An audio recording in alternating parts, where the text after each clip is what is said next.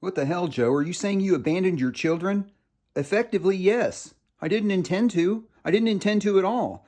But my big fucking mouth got myself into a legal hassle that I couldn't get out of. And then got completely morose about the whole situation. Anyway, had a 3-year protective order, no contact with the children.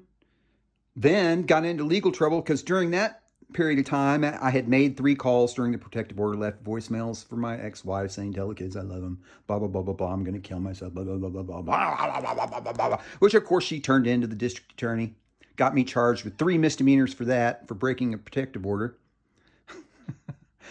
which I pled guilty to and did get some really good, anyway, counseling after that. But anyway, that trial was coming up. And so there was a hearing on my ex trying to get a second protective order for another 3 years. And the judge convinced me that anything I say in that hearing could be used against me, in the criminal court upstairs. She said, you probably want this to just hold on to this and reschedule this till after that's done, don't you? What do I know? I don't have an attorney. Yeah. Well, that's another freaking year. Okay, the previous protective order stood for the next year. Then we go to court. Of course, she has an attorney. I do not.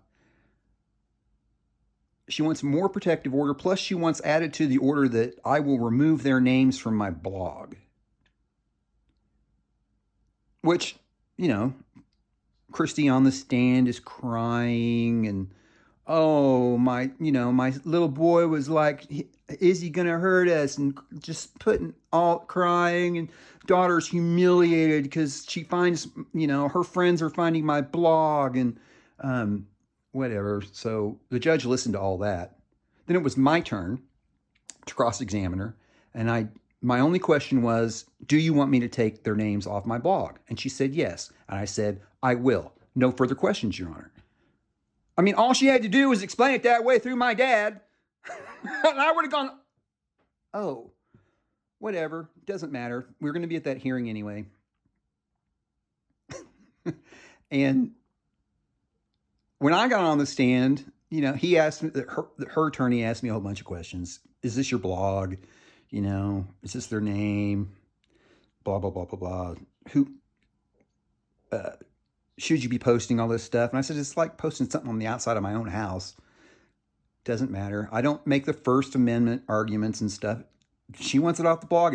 It should have been off the blog. First names would have been enough. No names would have been fine. But then it's my turn to question myself. And I just got up there and made a statement. And while I'm up on the stand, the judge isn't even looking at me. He's doing paperwork. It's over. It's over. All I did was explain that from every step, I've done everything that she asked. When our marriage was breaking up, I immediately signed over my 401k to her, had it distributed to her. I signed over the house in a quitclaim deed, left my name on the fucking promissory note.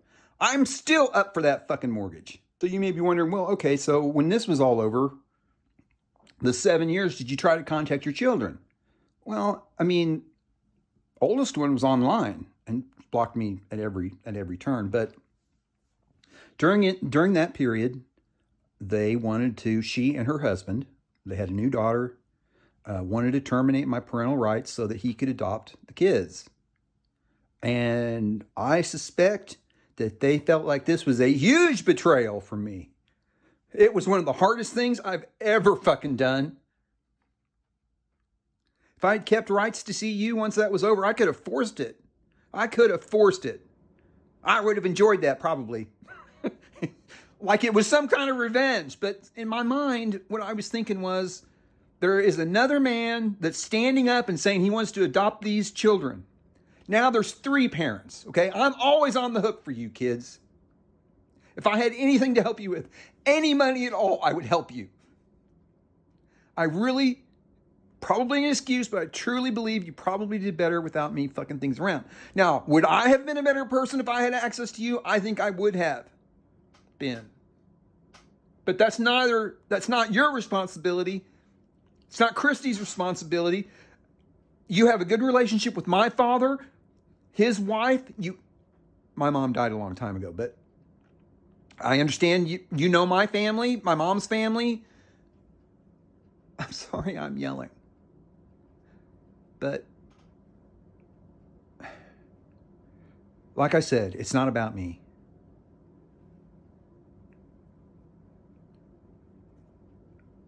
And no matter what I do, if someday I don't feel like a loser, I still won't feel okay. If I don't feel like a loser in my career or my lifestyle, you know, where I have my own home, for instance, I'll, I'll, I'll still be the guy that abandoned his kids.